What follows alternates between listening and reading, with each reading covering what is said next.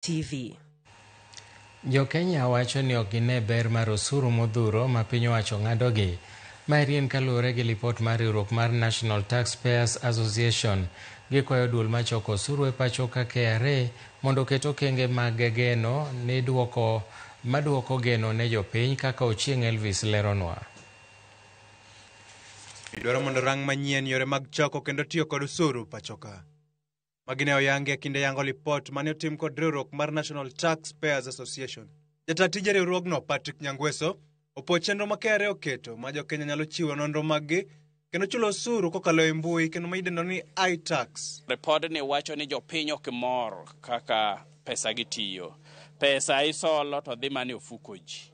Dhano onge yien osiptende, dhano onge yore, school facilities richo, dhano onge gik mang'eny, pi onge kor gwenge, taya inyaneno go stima dichiel ndalo mar ariyo onge mudho.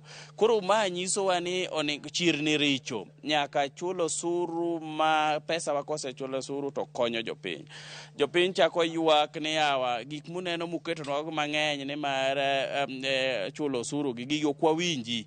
Kelru mondo ukelnwa dhok mwanyalo winjogo kaka wanyalo chulo osuru. Waluongo ni predictable and also a summarized toolkit ma ji nyalo chulo go osuru. Kata kamano, jo Kenya ywak ni osuru modhuro ming'adogigo ok tigodo e yo makare. Kwa maana bila ushuru hatuna maendeleo.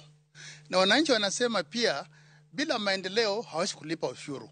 So it's both ways. The wananchi are saying we are paying taxes, but the wastage of those taxes is very high. So we are not getting value for money that we are paying. So we attend here saying the government is here. They are listening.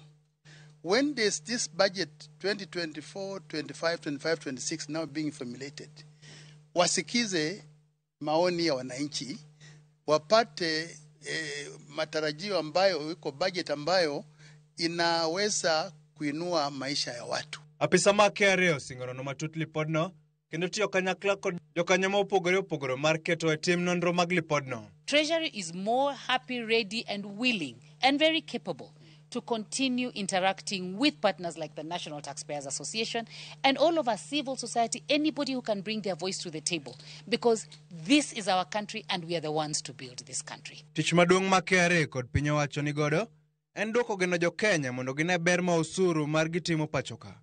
Ochieng' Elvis, Ramogi TV.